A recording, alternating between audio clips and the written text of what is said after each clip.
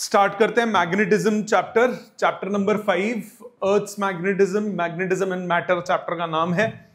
इसमें आज का जो हमारा सबसे पहला टॉपिक है उसका नाम है बार मैग्नेट्स और मैग्नेटिज्म की मतलब मैग्नेटिक फील्ड की क्या क्या फॉर्मूलाज, क्या क्या वेराइटी है, क्या क्या उसके एक्सप्रेशंस है, उनकी हम बात करेंगे। मतलब हम इसको इस चैप्टर में अब हम कंपेयर करेंगे इलेक्ट्रोस्टैटिक्स के साथ। मतलब जो भी चीज आप इलेक्ट्रोस्टैटिक्स में पढ़ते थे कोरस्पॉन्डिंगली अब मैग्नेटिज्म में भी पढ़ोगे। सो उन सब चीजों की बात करते हैं। Let's start with the first point. आज का जो सबसे पहला पॉइंट है, साथ साथ आप लिखिएगा, जिसको जब रुकने का टाइम होगा मैं बोल दूंगा। हम बात करते हैं बार मैग्नेट की।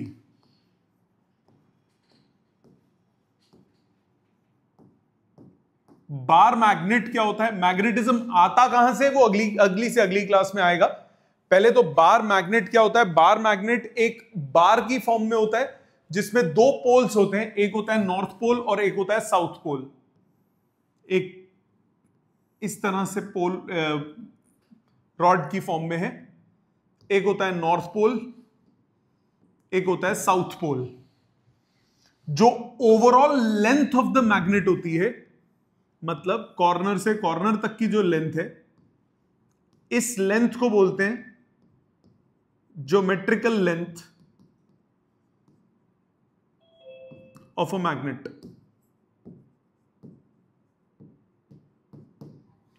इस लेंथ को हम क्या नाम देते हैं, geometrical length of a magnet. जो नॉर्थ और साउथ के बीच में, नॉर्थ और साउथ थोड़ा सा अंदर होता है, इसको बोलते हैं मैग्नेटिक डायपोल लेंथ। दोनों में थोड़ा सा फर्क है। जो मैग्नेटिक डायपोल लेंथ है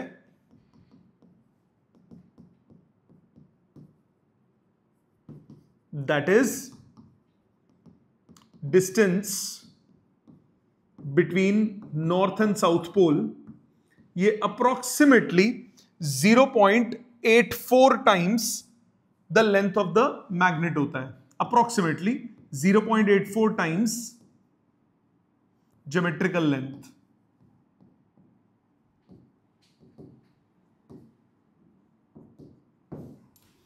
ठीक है, अराउंड मतलब हल्का सा अंदर होगा। दूसरी बात, किसी भी बार मैग्नेट में जो दो पोल्स हैं नॉर्थ और साउथ, उनकी स्ट्रेंथ मतलब उसकी कितनी ज्यादा स्ट्रॉन्ग फील्ड है, उसको हम रिप्रेजेंट करते हैं एक टर्म से, उसका नाम है pole strength. Pole strength of bar magnet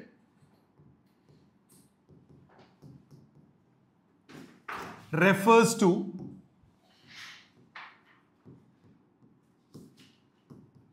strength of magnetic field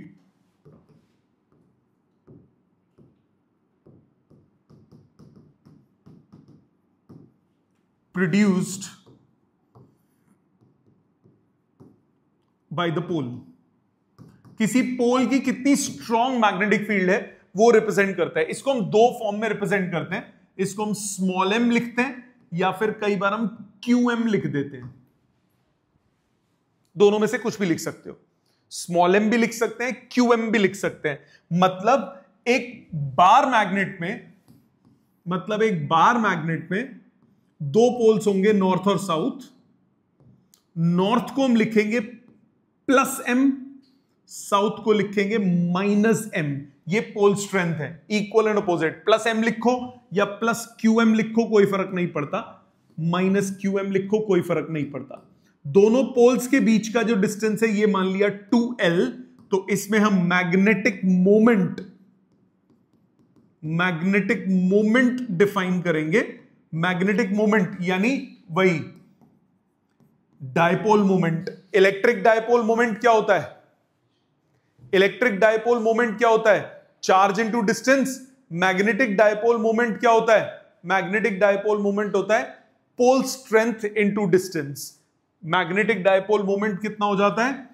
pole strength into distance. ठीक है, बाकी आपको यह याद होगा, हमने उसमें पढ़ा था अगर आपके पास in case of current carrying circular loop,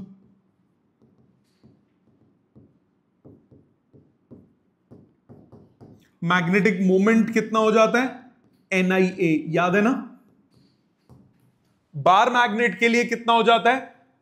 pole strength into distance, pole strength into distance. और करंट कैरिंग सर्कुलर लूप के लिए क्या हो जाता है? NIA। कुछ यूनिट्स की बात, 2 मिनट में टाइम दे दूंगा आपको लिखने के लिए, समझ लो। कुछ यूनिट्स की बात, अगर हम मैग्नेटिक मोमेंट के यूनिट्स पढ़ें, मैग्नेटिक मोमेंट्स के यूनिट की बात करें, तो वो आपको याद होगा, वो होता है एम्पियर मीटर स्क्वायर। मोमेंट्स लिख रहा हूं, मोमेंट, इसके यूनिट होते हैं एम्पियर इंटू मीटर स्क्वायर, होते हैं कि नहीं? Current into area. अगर हम बात करते हैं पोल स्ट्रेंथ की, पोल स्ट्रेंथ यानी स्मॉल m या फिर QM, इसके यूनिट्स क्या होंगे?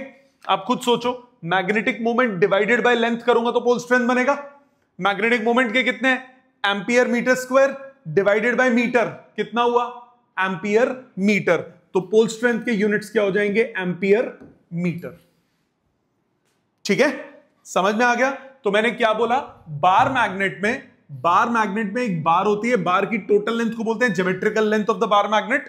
2 पोल्स होते हैं, दोनों पोल्स थोड़े से अंदर होते हैं, जो पोल्स के बीच की लेंथ है उसको मैग्नेटिक डायपोल लेंथ बोलते हैं। मैग्नेटिक डायपोल लेंथ बराबर नहीं होती ज्योमेट्रिकल लेंथ के, अराउंड 0.84 टाइम्स होती है, मतलब हल्की कम होगी। पोल स्ट्रेंथ क्या होती है? कोई मैग्नेटिक पोल नॉर्थ या साउथ कितना ज्यादा स्ट्रॉन्ग मैग्नेटिक फील्ड प्रोड्यूस करता है, उसको हम क्या नाम देते हैं? Pole strength. Pole strength into distance क्या हो जाता है? Magnetic moment. मैग्नेटिक मोमेंट ये बार मैग्नेट के लिए है। अगर हम बात करते हैं करंट कैरिंग सर्कुलर लूप के लिए, उसके लिए कितना हो जाता है? एम्पियर। उसके लिए क्या होता है? NIA। यूनिट्स की बात करें, मैग्नेटिक मोमेंट्स के यूनिट्स क्या होंगे? Ampere into metre square. और पोल स्ट्रेंथ के यूनिट क्या हो जाएंगे? Ampere into metre. No problem till this point, समझ में आ गया? बार मैग्नेट की कुछ प्रॉपर्टीज हैं। क्या क्या प्रॉपर्टीज हैं? पहली प्रॉपर्टी बार मैग्नेट की यह है कि बार मैग्नेट में दोनों पोल्स बराबर स्ट्रेंथ के होते हैं, और मैग्नेट की जो स्ट्रेंथ है वो सबसे ज्यादा कहां होती है? दोनों पोल्स पे। मतलब आप खूब सारे आयरन फिलिंग्स ले लो, एक बार मैग्नेट को उसके पास लेकर आओ, सबसे ज्यादा कहां चिपकेंगे? पोल्स पे, विच शोज की स्ट्रेंथ ऑफ द मैग्नेट सबसे ज्यादा कहां पे है? पोल्स पे। ये बात clear? Point number 1। Point number 2, sir सामने समझ लो पहले।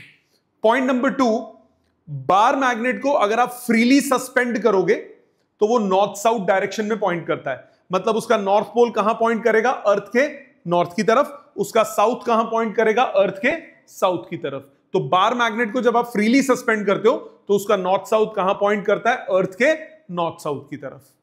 तीसरी प्रॉपर्टी, मैग्नेट में मोनोपोल्स एग्जिस्ट नहीं करते। मोनोपोल्स मतलब सिंगल पोल नहीं होगा, तोड़ोगे 2 मैग्नेट बन जाएंगे। हमेशा मैग्नेट डायपोल की फॉर्म में होता है, मोनोपोल की फॉर्म में नहीं होता। ठीक है, मैग्नेट हमेशा डायपोल की फॉर्म में होता है। ये पॉइंट क्लियर? सो ये सारे पॉइंट्स यहां लिखे। क्या बोला मैंने? Strength of magnet is maximum at poles, सबसे ज्यादा आयरन फिलिंग्स यहीं चिपकेंगे। फ्रीली सस्पेंडेड मैग्नेट हमेशा नॉर्थ साउथ पॉइंट की तरफ करेगा। Like poles repel, unlike attract, ये तो बचपन से पता है। मैग्नेटिक मोनोपोल्स एग्जिस्ट नहीं करते। Magnet induces magnetism in a substance when it is brought closer to it. जैसे इंडक्शन होता है, एक आयरन है आपके पास, एग्जाम्पल पहले मोनोपोल वाले का एग्जाम्पल, सपोज आपके पास ये डायपोल है, मैग्नेटिक डायपोल है नॉर्थ साउथ। आपने इसको तोड़ दिया 2 हिस्सों में, तो आपके पास 2 मैग्नेट बन जाएंगे, इधर नॉर्थ इधर साउथ, इधर नॉर्थ इधर साउथ। सिंगल पोल कभी एग्जिस्ट नहीं करेगा। दूसरा, इंड्यूस्ड का मतलब क्या हुआ? जैसे सपोज आपके पास ये एक बार मैग्नेट है नॉर्थ साउथ, आपने यहां पे एक आयरन के ऑब्जेक्ट को रखा। जब इसको क्लोजर लेकर आओगे तो आप यहां देखोगे, यहां पे साउथ इंड्यूस हो जाएगा, यहां पे नॉर्थ इंड्यूस हो जाएगा। इंड्यूस चार्ज इंडक्शन हो जाएगी, जैसे चार्जेस में होती है। ठीक है, समझ में आई बात? एक और छोटी सी बात, अगर मैं मैग्नेटिक मोमेंट की बात करूं, so magnetic moment of bar magnet की अगर बात करें,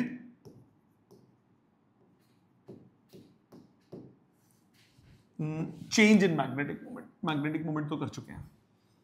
चेंज इन मैग्नेटिक मोमेंट कब कब चेंज हो सकती है? सपोज करो आपके पास ये एक बार मैग्नेट है, इसका पोल स्ट्रेंथ है m और -m। m कब यूज करते हैं? नॉर्थ के लिए। -m कब यूज करेंगे? साउथ के लिए। qm और -qm भी यूज कर सकते हो, कोई मना नहीं है। मतलब नॉर्थ जब भी हम बात करेंगे तो उसके लिए हम यूज करेंगे +m। बेसिकली इलेक्ट्रोस्टैटिक का पॉजिटिव चार्ज, जो इलेक्ट्रोस्टैटिक्स में पॉजिटिव चार्ज का काम होता है वो यहां पे किसका होता है? नॉर्थ पोल का। इसी तरह साउथ को कैसे रिप्रेजेंट करेंगे? -m, मतलब इलेक्ट्रोस्टैटिक का -q चार्ज। तो m लिखो या qm लिखो, कोई फर्क नहीं पड़ता, दोनों लिख सकते हो। +qm -qm। मैं एक काम करता हूं, qm की ज्यादा रेफरेंस लेता हूं, उससे इजी पता है क्या होगा? उससे आपको रिप्रेजेंटेशन में आसानी रहेगी, याद रहेगा, क्योंकि आगे हम m को एक और चीज के लिए यूज करेंगे। सो इट्स बेटर इसको qm यूज करेंगे अब से, ठीक है? सो नॉर्थ पोल को क्या लिखेंगे? +qm। साउथ पोल को क्या लिखेंगे? -qm। मतलब जो काम नॉर्थ पोल का मैग्नेटिज्म में है वो काम पॉजिटिव चार्ज का कहां पे? इलेक्ट्रोस्टैटिक्स में, ठीक है? सेम यहां पे देखो, अब ये गैप है 2l, दोनों के बीच में गैप है 2l। मैग्नेटिक मोमेंट कितना हो जाएगा? m × 2l। अब अगर मैं इसको if it is divided into 2 parts,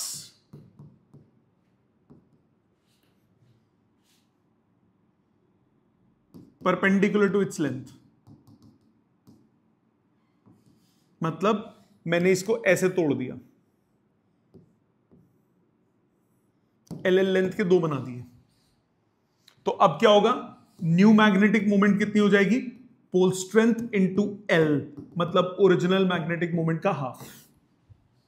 तो बार मैग्नेट को तोड़ोगे तो उसकी मैग्नेटिक मोमेंट क्या हो जाएगी? हाफ हो जाएगी। अगर ऐसे ना नहीं तोड़ के, मतलब if it is divided into 2 parts along its length, मतलब ये आपके पास पूरा बार मैग्नेट था, आपने अब बीच में से तोड़ दिया। अब पोल स्ट्रेंथ आधी हो जाएगी, qm/2, qm/2, यहां हो जाएगा -qm/2, इधर हो जाएगा -qm/2। मतलब अब आपके पास मैग्नेटिक मोमेंट कितना हो जाएगा? qm/2 इंटू 2l, मतलब फिर से वही ओरिजिनल का आधा।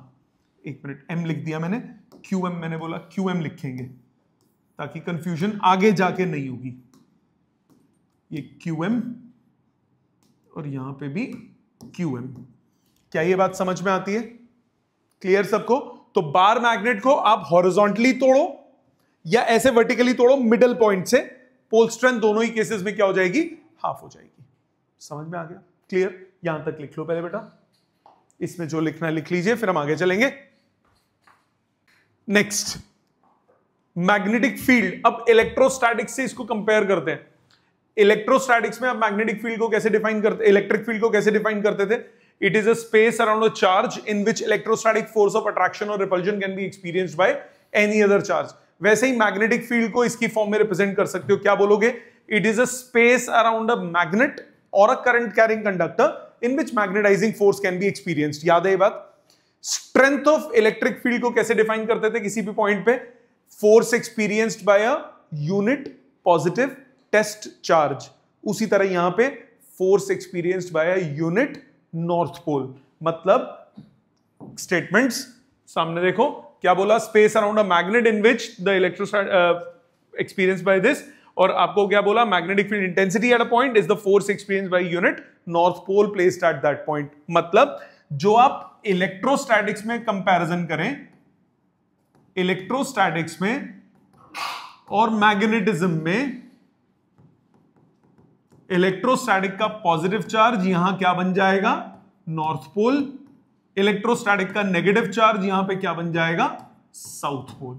वहां पे क्या था, यूनिट पॉजिटिव टेस्ट चार्ज पे जो फोर्स लगे वो क्या होती है, इलेक्ट्रिक फील्ड इंटेंसिटी। यहां पे हम क्या बोलेंगे, यूनिट नॉर्थ पोल पे जो फोर्स लगे वो क्या हो जाएगा, मैग्नेटिक फील्ड इंटेंसिटी। ठीक है, वहां पे हमने इलेक्ट्रिक फील्ड इंटेंसिटी के कुछ डेरिवेशंस किए थे, निकाले थे डायपोल के लिए, एक्सियल लाइन, इक्वेटोरियल लाइन, यहां पे भी कर सकते हो। करते हैं, लेट्स स्टार्ट। मैग्नेटिक फील्ड, लिखना नहीं इनको प्लीज, अपने स्टेप्स ध्यान से देखिएगा जो हमने पढ़ा था पहले। Magnetic field on axial line of bar magnet, सब समझने पे ध्यान देंगे, सबको याद होगा, ये बिल्कुल सेम है। मैं आपको पैटर्न्स इसके दिखाता हूं कि ये कैसे निकलेगा। इसके बनाने के लिए हम क्या करेंगे, जैसे वहां पे हम कूलम्स लॉ यूज करते थे, वैसे यहां पे भी हम एक कूलम्स लॉ यूज करेंगे। वो क्या है, कूलम्स लॉ इन मैग्नेटिज्म। लिखा नहीं ना, कूलम्स लॉ इन मैग्नेटिज्म, सामने देखो। कूलम्स लॉ कैसे यूज करेंगे, Coulomb's law in magnetism.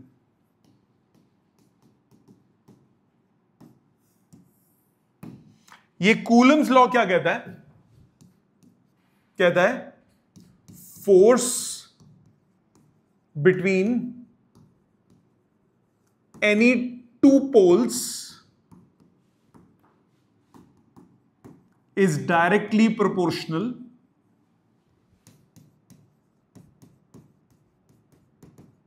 to the poles, to the product of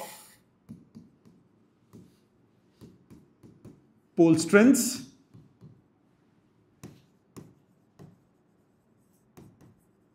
and inversely proportional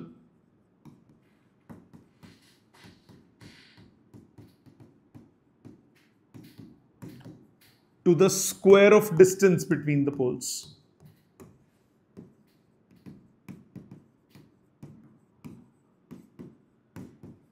तो same formula, F proportional to QM1 QM2 by R square. Q1 Q2 by R square की जगह QM1 QM2 by R square. Proportional हटेगा, constant आएगा, यहां constant होता है mu naught upon 4 पाई।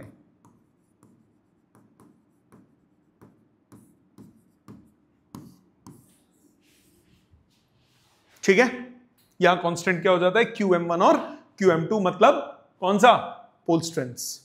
ठीक है, दूसरी बात इसमें, जैसे आप मैग्नेटिक इलेक्ट्रोस्टैटिक्स में इलेक्ट्रिक फील्ड इंटेंसिटी का फॉर्मूला लगाते थे, यहां पे भी वही करोगे। Magnetic field strength, magnetic field, magnetic force on test charge, test charge नहीं, test north pole, QM0 by a source pole, QM is कितना होगा, mu naught upon 4 pi QM0 by R square. होगा कि नहीं? तो मैग्नेटिक फील्ड इंटेंसिटी को कैसे define करते हो, F बाय QM0, यही बोला था ना, force experienced by unit north pole. Magnetic field strength, magnetic field strength is the force experienced by a unit north pole। किसी को कोई दिक्कत बेटा यहां तक? वैसे ही डिफाइन किया, वहां पे क्या था, E is equal to F by Q naught, यहां पे हो गया B is equal to F by Q M naught. Force की वैल्यू से डिवाइड करो, फील्ड की स्ट्रेंथ का फॉर्मूला हो गया mu naught upon 4 pi Q M by R square. कोई दिक्कत किसी को? तो ये एक्सप्रेशन हम यूज करेंगे फील्ड की स्ट्रेंथ निकालने के लिए। सो अब हम निकालते हैं फील्ड की स्ट्रेंथ, मैग्नेटिक फील्ड की स्ट्रेंथ निकालते हैं किस पे, axial line of bar magnet, bar magnet consider किया, मैं इंग्लिश नहीं लिख रहा हूं, वो थियोरेटिकल जो हम लिखते हैं। बार मैग्नेट कंसिडर किया, साउथ इधर नॉर्थ, इसकी पोल स्ट्रेंथ है -QM, इसकी पोल स्ट्रेंथ है +QM, दोनों के बीच में डिस्टेंस है 2L का, दोनों के बीच में डिस्टेंस है 2L का। एक्सियल लाइन की डेरिवेशन में क्या करते थे, एक्सिस पे एक पॉइंट लेते थे at a distance x from the centre, तो सेंटर लिया, एक्सिस पे एक पॉइंट P ले लिया at a distance x from the centre, तो ये x प्लस एल हो जाएगा इधर से, x माइनस एल हो जाएगा उधर से। अब मैग्नेटिक फील्ड निकालते हैं एक एक करके। Magnetic field strength, magnetic field strength at P due to south pole, इसको मैंने B1 बोल दिया। क्या वैल्यू होगी, क्या वैल्यू होगी, क्या फॉर्मूला निकाला अभी, K QM by R square, तो इसका क्या हो जाएगा, K मतलब μ0/4π QM by x plus L का होल स्क्वायर, मानते हो। और डायरेक्शन क्या होगी, डायरेक्शन निकालने के लिए क्या करते थे, पॉजिटिव चार्ज कंसीडर करते थे, यहां पे क्या कंसीडर करोगे, नॉर्थ पोल। यहां अगर मैं नॉर्थ पोल कंसीडर करूं तो ये साउथ क्या करेगा, उसको अट्रैक्ट करेगा, तो ये डायरेक्शन हो गई इसकी मैग्नेटिक फील्ड की B1। कोई दिक्कत, इसी तरह से निकालो मैग्नेटिक फील्ड स्ट्रेंथ या intensity at P due to north pole, इसको मैंने B2 नाम दे दिया। क्या फॉर्मूला है, KQ बाय डिस्टेंस का स्क्वायर, तो μ0/4π QM by x minus L का होल स्क्वायर, मानते हो बेटा। और डायरेक्शन क्या होगी बताओ, राइट साइड, नॉर्थ कंसीडर करूंगा, ये नॉर्थ उसको क्या करेगा, रिपेल, B2। कोई दिक्कत, बड़ा कौन है, B2 या B1, B2, जिसका डिनोमिनेटर छोटा है वो बड़ा होगा, क्या कर रहे हो, B2 बड़ा है। सो नेट मैग्नेटिक फील्ड का हो गई राइट साइड पे, so net magnetic field on the axis कितनी आई, B2 minus B1, so μ0/4π common, μ0/4π common, QM common, 1/x minus L का square minus 1/x plus L का स्क्वायर। कोई प्रॉब्लम किसी को, एलसीएम लीजिए, μ0/4π QM, ये हो गया x square minus L square का होल स्क्वायर, ऊपर आया x प्लस एल का whole square minus x minus L का होल स्क्वायर। लिख सकते हो, simplify, x square L square cut जाएगा, 4xl बच जाएगा, μ0/4π 4lx upon x square minus L square का होल स्क्वायर, ये QM बाहर था। QM इंटू 2L क्या होता है, magnetic moment, QM into 2L magnetic moment, twice of μ0/4π mx by x square minus L square का whole square, because magnetic moment क्या होता है, QM इंटू 2L। सो ये मैग्नेटिक फील्ड का फॉर्मूला हो गया ऑन द एक्सिस, ठीक है। इसी के special case, if x is much greater than L, that is for short dipole, short magnet के लिए B कितना हो जाएगा, करोगे क्या, x square minus L square को अप्रोक्सीमेटली लिखोगे x square, x to power 4, एक x कट गया, B कितना आ जाएगा, twice μ0/4π m by x cube. No problem, कोई दिक्कत नहीं, पक्का। Twice mu naught upon 4 pi m by x cube. यही फॉर्मूला नहीं था उसमें? क्या था? 2kp बाय एक्स क्यूब, वही तो है। 2kp, p की जगह m आ गया बाय एक्स क्यूब, k की जगह म्यू नॉट अपॉन 4 पाई आ गया। तो फॉर्मूला याद करना बड़ा आसान है। इलेक्ट्रोस्टैटिक वाले सेम फॉर्मूलाज हैं, बट k की जगह क्या यूज हो गया? k वहां पे 1/4 पाई एप्सिलॉन नॉट था, यहां पे कितना हो गया? म्यू नॉट अपॉन 4 पाई। इलेक्ट्रिक डाइपोल मोमेंट की जगह क्या हो गया? Magnetic dipole moment. ठीक है, समझ में आई यहां तक बात? पक्का? अगला, अगर यही आपके पास हो equatorial line, magnetic field on equatorial line of a magnet, magnet की इक्वेटोरियल लाइन, बिल्कुल सेम प्रोसेस उसमें जो किया, नॉर्थ पोल साउथ पोल, दोनों के बीच में गैप 2L का, ज्वाइन कर दो। इक्वेटोरियल लाइन मतलब सेंटर से परपेंडिकुलर, P पॉइंट पे चाहिए।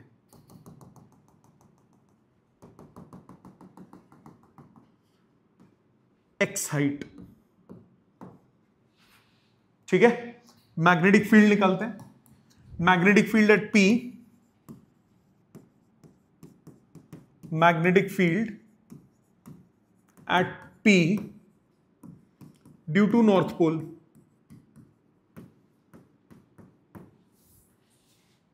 कितना होगा? B1 बोल देते हैं, mu naught upon 4 pi QM by distance कितना हो गया? X square plus L square का रूट, तो x square plus L square, root का स्क्वायर कट जाएगा। डायरेक्शन क्या होगी? नॉर्थ कंसिडर करो, ये क्या करेगा? रिपेल। मानते हो? इसी तरह से साउथ के लिए magnetic field at P due to south pole, B2 कितना हो जाएगा? Mu naught upon 4 pi QM by x square plus L square number 2। No problem. Direction attract. Any problem? क्या करोगे? कंपोनेंट्स में ब्रेक करोगे? करो कंपोनेंट्स, वर्टिकल हॉरिजॉन्टल। ये angle है थीटा, ये भी थीटा, आइसोसेलेस ट्राइंगल है, so this is theta, this is theta. B1 के components, B1 cos, B1 sin, B2 cos, B2 sin। Net magnetic field कितना हो जाएगा? B1 cos plus B2 cos। No problem. B1 plus B2 cos theta, value डालो B1 plus B2 की, इसका double, twice of mu naught upon 4 pi QM by x square minus L square का whole square. और cos क्या होता है? Base upon hypotenuse. Base कितना है? L, हाइपोटेन्यूज कितना है? X square plus L square root. अब फिर से QM इंटू 2L को magnetic moment, mu naught upon 4 pi M by x square. अरे ये स्क्वायर क्यों लिख दिया मैंने? ये स्क्वायर नहीं था, एक्स स्क्वायर माइनस, माइनस क्यों लिखा? यहां से यहां कॉपी करने में गलती कर दी, ये प्लस है, प्लस एल स्क्वायर की पावर 3/2। क्लियर है बेटा?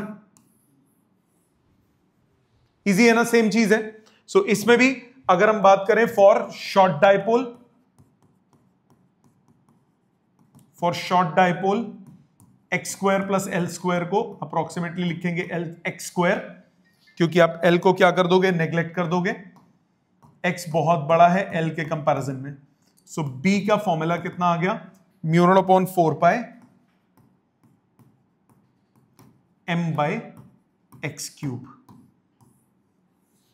समझ में आता है? यही फॉर्मूला उसमें किया था, KP by x cube equatorial line के लिए और 2KP by x cube axial line के लिए।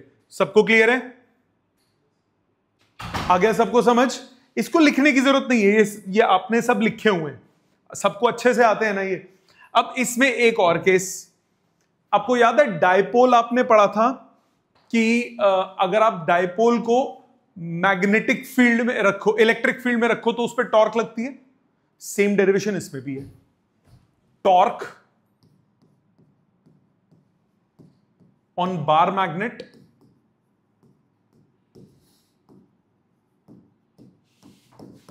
प्लेस्ड इन मैग्नेटिक फील्ड,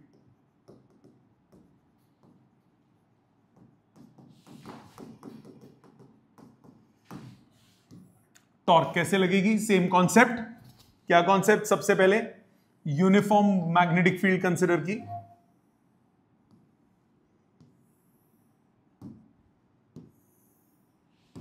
ये हमारे पास यूनिफॉर्म मैग्नेटिक फील्ड है। इस यूनिफॉर्म मैग्नेटिक फील्ड में मैंने एक बार मैग्नेट को कंसिडर कर लिया।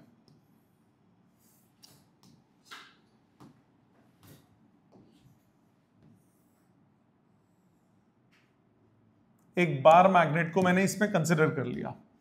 अब जैसे उसमें क्या हुआ था, पॉजिटिव चार्ज पे फोर्स कहां लगती है, in the direction of field, negative पे फोर्स कहां लगती है, in the direction opposite to the field. Same यहां पे होगा, नॉर्थ पोल पे फोर्स कहां लगेगी, in the direction of field, south pole पे फोर्स कहां लगेगी, in the direction opposite to the field. तो ये नॉर्थ पोल है, ये साउथ पोल है, नॉर्थ पे फोर्स इधर लगेगी, QM इंटू बी। कैसे? E is equal to F by Q not.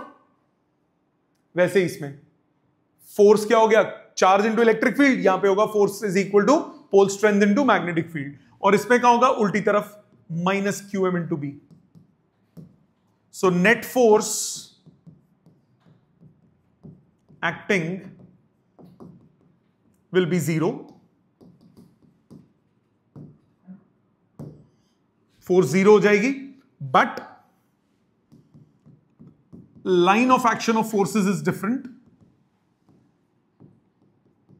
Line of action of forces is different. Therefore, torque will act. Torque act करेगी। ये डिस्टेंस कितना है, 2L। कितना एंगल बना रहा है वो, थीटा। परपेंडिकुलर बनाओ, ये भी थीटा, ये कितना हुआ, 2L sine theta. Exact same derivation है ना, नोटेशंस चेंज हुई हैं सिर्फ। टॉर्क कितना होता है, वन ऑफ द फोर्स मतलब QM into B into perpendicular distance 2L sine theta. QM into 2L क्या होता है, मैग्नेटिक मोमेंट, मतलब ये आ गया MB साइन थीटा। मतलब टॉर्क इन वेक्टर फॉर्म कितना हुआ, M क्रॉस B। क्या ये क्लियर है? इजी। अब इसी में वो डेरिवेशन, जब आप रोटेट करते हो तो क्या होता है, वर्क होता है। उस वर्क होने से क्या होता है, उस वर्क होने से एनर्जी आती है। कौन सी एनर्जी, पोटेंशियल एनर्जी। वो इसमें सेम है। मतलब if dipole, if bar magnet या मैग्नेटिक डाइपोल बोल लो, bar magnet is rotated by an angle d theta against this torque,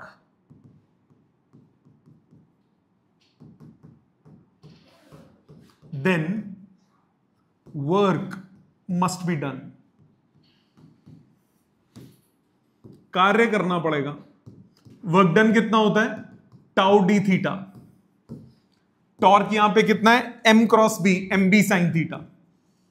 तो MB sine theta, total work निकालना है, इंटीग्रेट करोगे MB d theta, integration sine theta d theta, limit theta 1 से theta 2 तक। Sine का integration minus cos MB cos theta, limit theta 1 to theta 2। So minus MB cos theta 2 minus cos theta 1, ये हो जाएगा work done का expression. No problem, समझ में आ गई। इससे हमने एक केस निकाला था। क्या केस, अगर theta 1 is 90 and theta 2 is theta, तो वर्क डन कितना होता है, minus MB cos theta. Minus cos 90, cos 90 0, answer आता है minus M B cos theta. So work done यानी पोटेंशियल एनर्जी इसका फॉर्मूला होता है minus M dot B. Exact same formula है, उसमें था माइनस पी डॉट ई, यहां पे एम डॉट बी। क्लियर? उसमें हमने क्या निकाला था? इक्विलिब्रियम की कंडीशंस ली थी, इसमें भी होंगी इक्विलिब्रियम कंडीशंस। इक्विलिब्रियम का मतलब फोर्स एंड टॉर्क दोनों के दोनों किसके बराबर होने चाहिए? 0 के। Now in uniform magnetic field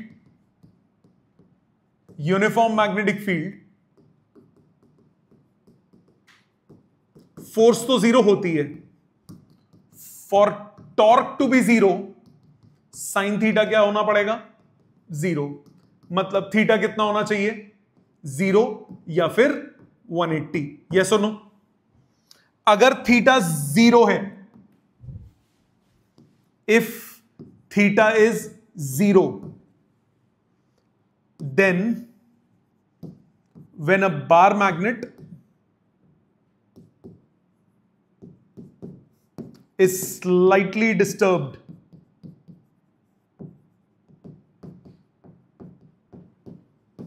then it tries to regain its original position.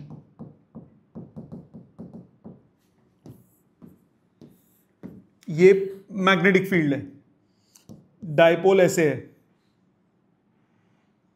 North south, M B Q M into B, और पीछे लग रहा है minus Q M into B. Slightly disturb करोगे तो ये फोर्स इधर, इसको वापस टर्न करेगी कि नहीं करेगी? This position is called stable equilibrium position. याद है? इस पोजीशन को हम क्या नाम देते हैं? Stable equilibrium position. तो स्टेबल इक्विलिब्रियम का मतलब क्या होता है? अगर आप स्लाइटली डिस्प्लेस करोगे तो body will try to come back to its original configuration. बेटे लिखने का काम आज घर पे होगा, मेरे समझाने वाला है सारा। ठीक है, यहां तक सबको क्लियर है? इधर तक कोई दिक्कत नहीं है? नाउ इसमें आप ऐसे भी कह सकते हो, पोटेंशियल एनर्जी कितना हो जाएगा? Minus M B cos 0, which is minus M B which is minimum. So energy जब मिनिमम होती है तो पोजीशन कौन सी हो जाती है? Stable equilibrium. इसी तरह से अगर थीटा की वैल्यू 180 होगी, then if magnet is slightly disturbed from its equilibrium position,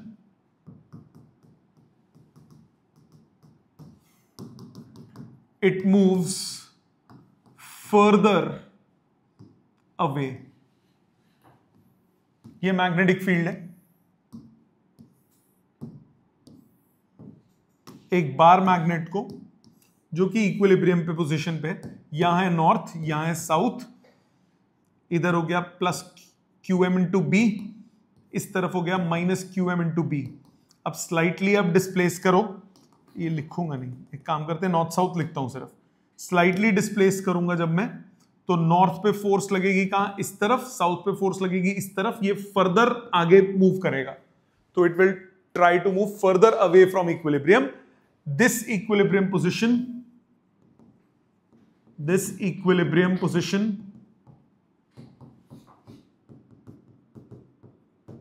is called unstable equilibrium। इस पोजीशन को हम क्या नाम देते हैं? Unstable equilibrium. आप इसको एनर्जी की टर्म्स में भी बोल सकते हो। एनर्जी हो जाएगा minus M B cos 180।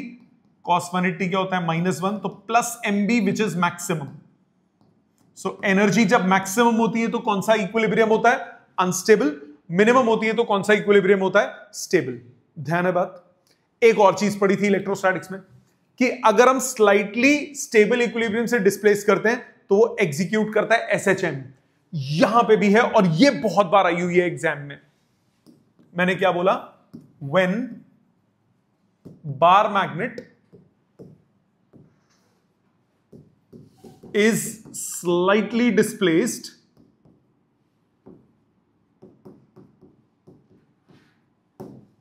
from stable equilibrium position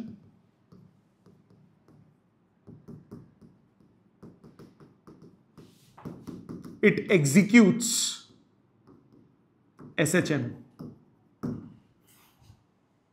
कैसे करता है जरा ध्यान देना, ये डेरिवेशन लिख के जरूर एक बार दोबारा करना क्योंकि शायद भूले हो, क्योंकि इतनी ज्यादा यूज नहीं होती थी पर ये एग्जाम में बहुत आती है। इसमें कैसे? When it is slightly displaced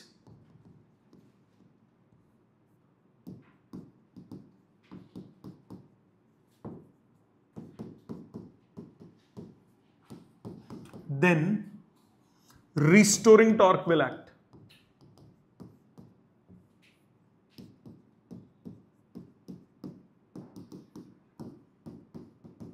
restoring torque होता है -mb sin थीटा। माइनस क्यों आया? क्योंकि ये रिस्टोरिंग टॉर्क है, स्लाइटली डिस्प्लेस्ड है। अगर थीटा छोटा होता है तो साइन थीटा किसके बराबर हो जाता है? थीटा के। तो टॉर्क कितना हो जाएगा? -mb थीटा होगा कि नहीं? अब टॉर्क क्या होता है? I alpha. टॉर्क का फॉर्मूला आपने पढ़ा है I अल्फा। अल्फा होता है d omega by d t, होता है कि नहीं होता? अल्फा होता है d omega by d t. Rate of change of angular velocity is angular acceleration. Omega होता है d theta by d t, ये हो गया d two theta by d t two is equal to -mb theta. Omega होता है rate of change of angular displacement. Rearrange करो, I into d two theta by d t to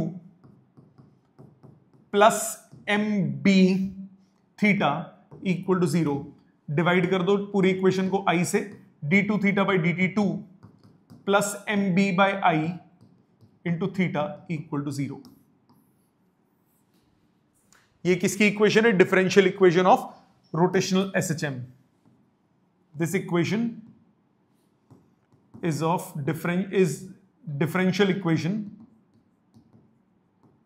of rotational SHM। कौन सी होती है वो? d2 theta by d t two plus omega square times angular displacement equal to 0। Displacement वाली कौन सी होती है? d2 y by d t two plus omega square times displacement equal to 0। ये SHM की डिफरेंशियल इक्वेशन होती है। ये हो गई SHM की एंगुलर डिस्प्लेस। कैसे आती थी वो इक्वेशन, जरा याद है आपको? एक्सेलरेशन आपने पढ़ा था क्लास 11 में, minus omega square times displacement simple harmonic motion में। एक्सेलरेशन क्या होता है? Double derivative of displacement.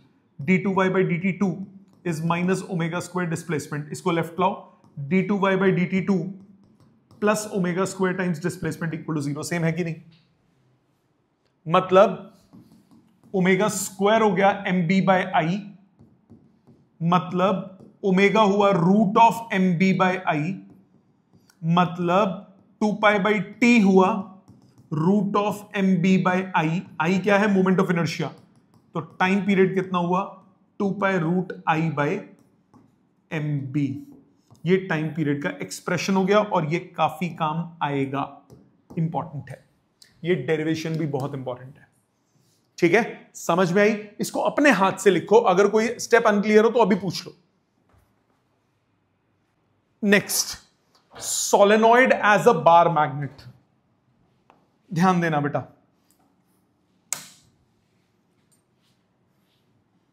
Solenoid as a bar magnet समझेंगे ध्यान से।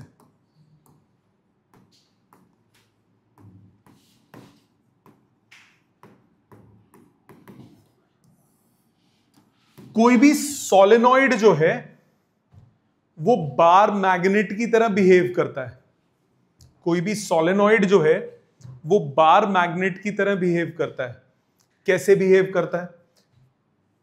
उसकी जो मैग्नेटिक फील्ड होती है वो सिमिलर होती है जैसे कि किसकी हो?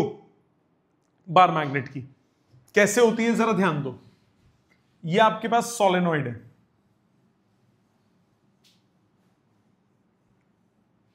ध्यान से देखना बेटा। मान लिया इस सोलेनॉइड का रेडियस है a, ठीक है, इस सोलेनॉइड का रेडियस है a, नो प्रॉब्लम।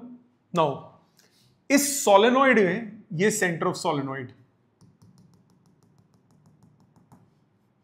अगर हम इसकी एक्सिस पे मैग्नेटिक फील्ड निकालें किसी पॉइंट पे, देखते हैं, हो सकता है जैसे बार मैग्नेट की एक्सिस पे मैग्नेटिक फील्ड निकाली थी, इसका फॉर्मूला और उसका फॉर्मूला हो सकता है सिमिलर आ जाए। अगर सिमिलर आएगा तो मतलब दोनों की फील्ड लगभग सेम है ना। देखते हैं, मैंने क्या बोला, let small n be number of turns per unit length. इसकी टोटल लेंथ मैंने 2L बोल दी क्योंकि सेंटर से मेजर कर रहा हूं, इजी रहेगा। Therefore total number of turns कितने हो गए, लिखने का टाइम दूंगा बेटा। टोटल नंबर ऑफ टर्न्स हो गए n इंटू 2L। यस और नो, मानते हो यहां तक? अच्छा जी, एक छोटा सा लेंथ एलिमेंट मैंने कंसिडर किया x डिस्टेंस दूर dx लेंथ का। Take a small length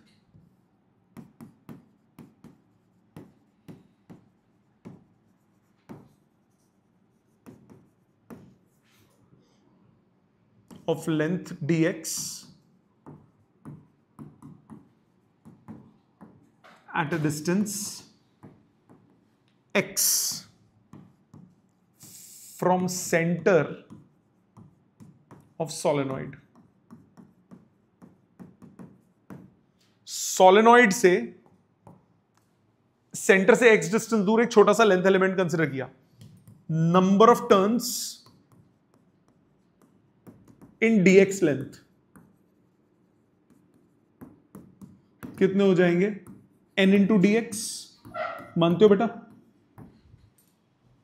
unit length में x n है तो dx लेंथ में कितने होंगे, n इंटू dx। अब एक मेरे को बात बताओ, आपको एक्सिस ऑफ सर्कुलर रिंग का फॉर्मूला याद है? एक सर्कुलर रिंग है a रेडियस की, x distance from the centre, magnetic field का फॉर्मूला क्या होता था, mu naught I A square by 2 pi into x square plus A square की पावर 3/2। याद है? यही होता था, कुछ और होता था? 2 पाई होता था नीचे, नहीं होता था? नहीं होता था।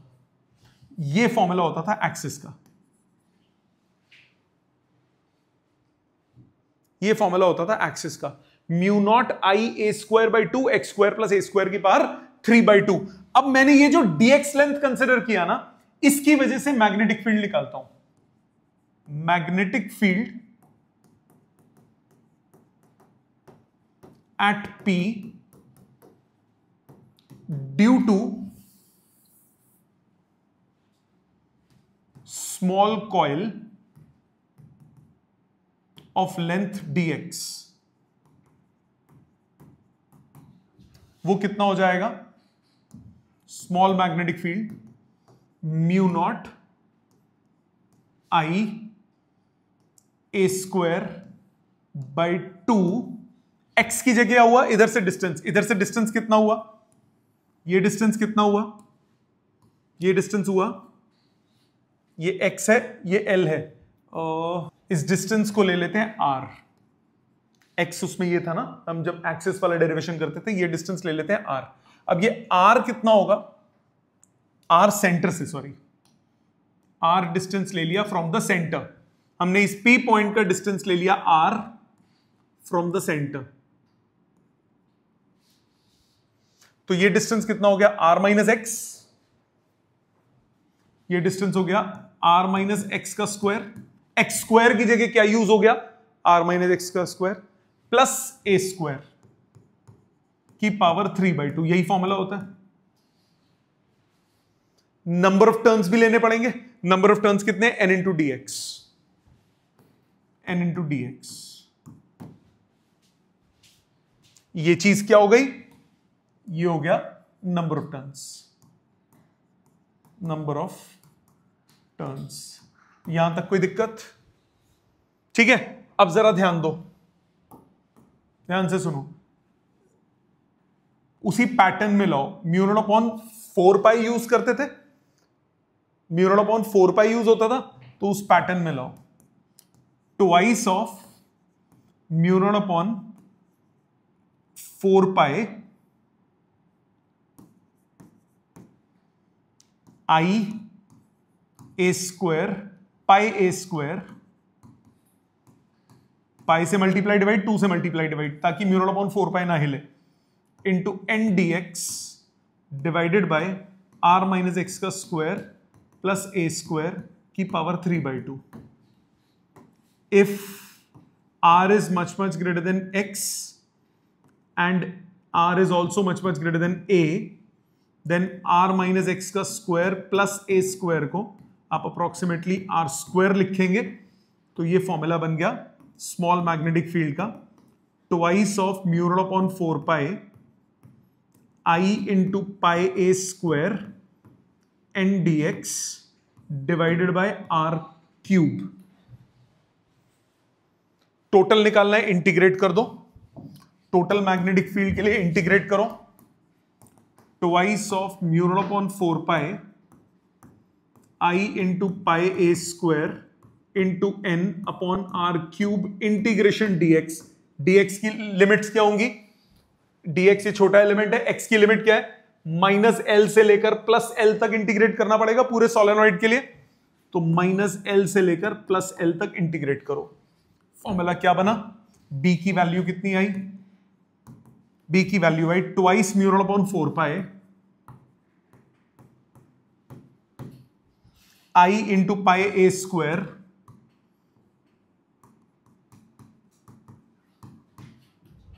Into N upon are cube, d x का integration x, limit minus L to plus L, limit put करोगे 2l, twice mu naught upon 4 pi I into pi A square into N into 2l upon are cube.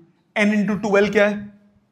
Total number of turns, so ये total number of turns हो गए, twice of mu naught upon 4 pi total number of turns into current into pi A square upon are cube. ये चीज क्या है? ये चीज हो गई टोटल टर्न्स।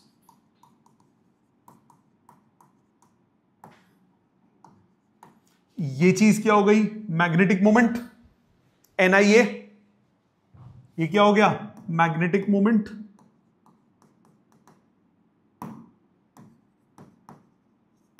तो आपके पास क्या फॉर्मूला बना? बी का फॉर्मूला बना twice mu naught upon 4 pi m by r cube. यही सेम फॉर्मूला होता है ना एक्सियल लाइन में, 2kp by x cube. X की जगह यहां पे क्या यूज हुआ है? आर। समझ में आया? ठीक है, which is precisely this expression is identical to that of a bar magnet, of a magnetic field on axis of bar magnet. Therefore, solenoid can behave as a bar magnet. Solenoid जो है वो bar magnet की तरह behave करती, can नहीं, solenoid behave as a bar magnet. समझ में आ गई बात?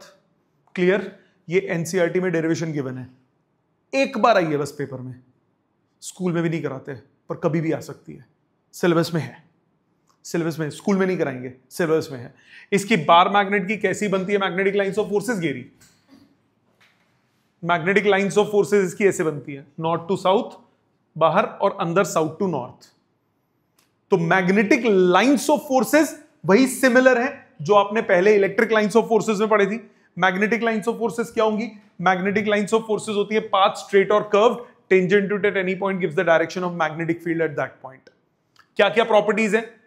Major difference, they can form close loop. Electric lines of forces close loop form नहीं करती, magnetic lines of forces close loop form करती है। No two magnetic lines of forces can intersect, same formula. Crowding signifies strong magnetic field, same expression. Outside the bar magnet, ये outside inside किसकी बात कर रहे हैं हम? ये हम बात कर रहे हैं बार मैग्नेट की। बार मैग्नेट के बाहर मैग्नेटिक फील्ड होती है नॉर्थ टू साउथ, अंदर कहां होती है? South to north. No worries, समझ में आ गई यहां तक? अच्छी सी बात, पक्का। लास्ट पॉइंट, इसका नाम है magnetic moment. Magnetic moment, 2 points है बस। Magnetic moment of an electron in an atom. Exam के लिए वेरी इंपॉर्टेंट, एग्जाम के लिए बहुत इंपॉर्टेंट, ध्यान से सुनो। एक इलेक्ट्रॉन न्यूक्लियस के चारों तरफ रिवॉल्व करता है। ये न्यूक्लियस है, इस न्यूक्लियस के चारों तरफ इलेक्ट्रॉन रिवॉल्व करता है। इलेक्ट्रॉन अगर रिवॉल्व कर रहा है तो ऑब्वियसली उसकी वजह से कुछ करंट भी होगा। Now when electron revolves around the nucleus,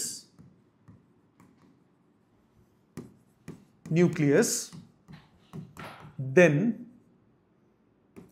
current due to electron, due to movement, वो कितना हो जाएगा? Charge upon time. आई क्या होता है? Charge upon time. टाइम क्या होता है? Distance upon speed. करा हुआ है ना पहले इस टाइप के कॉन्सेप्ट्स में क्वेश्चंस। कितना करंट होगा? EV by 2πr, no problem. Now अगर करंट है, therefore magnetic moment developed,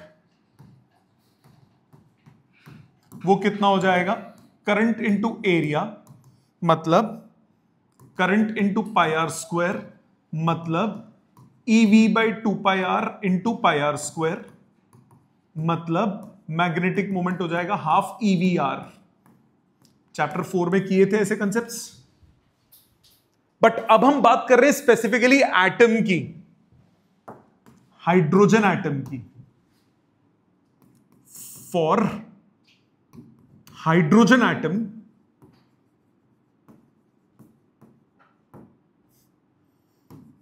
according to Bohr's postulate,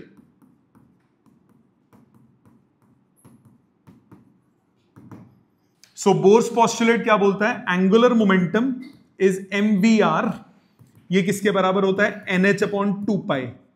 तो v इंटू r आपके पास आ गया nh अपॉन 2πm। ठीक, सेकेंड को फर्स्ट में सब्स्टिट्यूट करो, substitute second in first.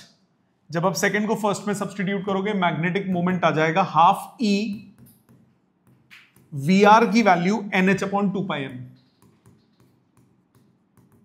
Solve करके आया ENH अपॉन 4πm। ये मैग्नेटिक मोमेंट किसके लिए हुई? ये हुई हाइड्रोजन एटम के लिए। इसमें अगर हम फर्स्ट ऑर्बिट की बात करें, for first orbit of hydrogen atom,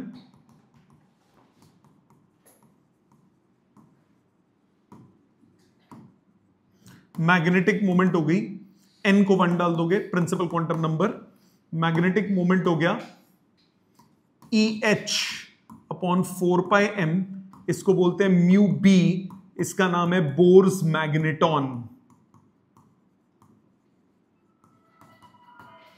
इसका नाम क्या है? Bourse magneton. बोर्स मैग्नेटॉन का मतलब क्या होता है? बोर्स मैग्नेटॉन का मतलब है magnetic moment.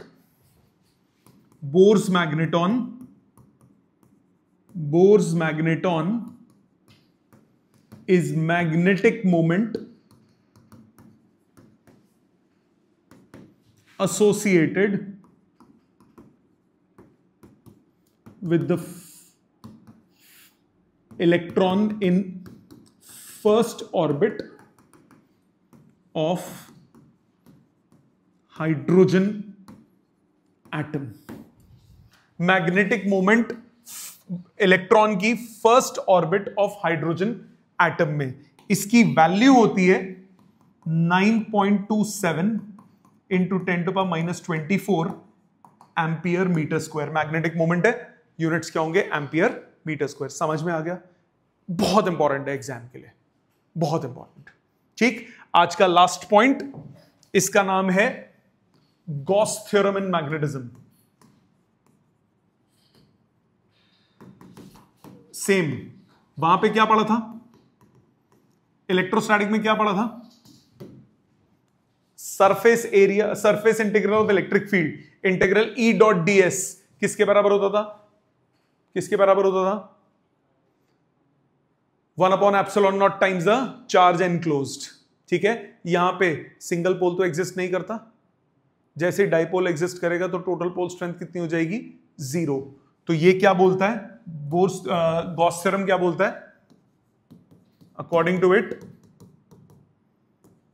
Surface integral of electric field, magnetic field,